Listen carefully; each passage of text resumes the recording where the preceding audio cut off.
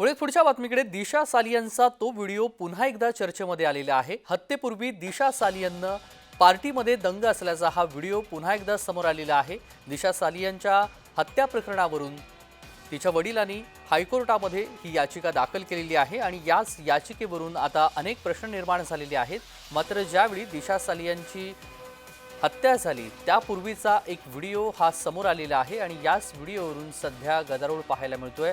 हत्येपूर्वीचा हा व्हिडिओ आपण पाहतोय। दिशा सालियनचा तो व्हिडिओ पुन्हा एकदा चर्चेमध्ये आलेला आहे आणि या सगळ्या संदर्भात सविस्तर माहिती जाणून घेऊया। नयन कारेकर आपल्या सहकारी जोडले गेलेले आहेत। नयन, दिशा सालियनचा मुद्दा 5 वर्षापूर्वीचा मुद्दा हा पुन्हा एकदा या याचिके मार्फत समोर आलेला आहे। मात्र तत्पूर्वी हा एक व्हिडिओ समोर आलेला आहे ज्यामध्ये हत्येपूर्वी दिशा सालियन एका पार्टीमध्ये दंग असल्याचं पाहायला मिळतंय। नयन, आपण बघू शकतो की हा व्हिडिओ त्याच रात्रीचा आहे ज्या दिवशी दिशाचा मृत्यू झालेला होता। तिची हत्या आहे की आत्महत्या हे अद्याप कोर्टाकडून स्पष्ट झालेलं नाहीये। तिच्या वडिलांनी आरोप केलेले आहेत की तिची हत्याच करण्यात आलेली आहे।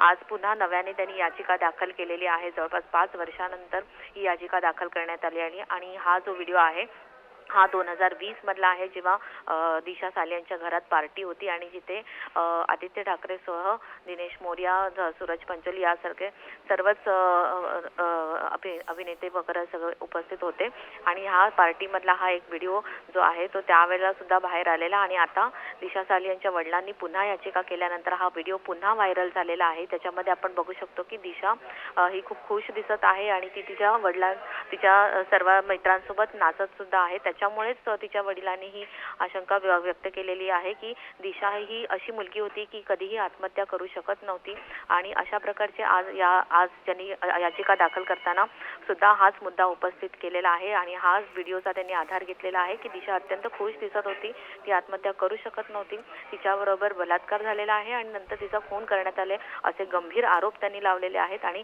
त्यामुळे आता पुन्हा एकदा हायकोर्टात दिशाची केस जी आहे ती आता ओपन झालेली आहे। त्याच्यामुळे आता कोर्टात काय दावे प्रतिदावे करण्यात येतात, कारण की आदित्य ठाकरे यांनी पूर्णपणे ही बातमी फेटाळलेली आहे आणि त्यांनी स्वतः सांगितलेले की मला याच्या आधीच क्लीन चिट मिळालेली आहे।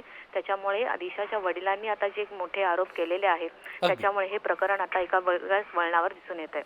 अगदी धन्यवाद नयन, आपण दिलेल्या सविस्तर माहितीसाठी। बातमी संदर्भातले अपडेट आपल्याकडून वेळोवेळी जाणून घेऊ।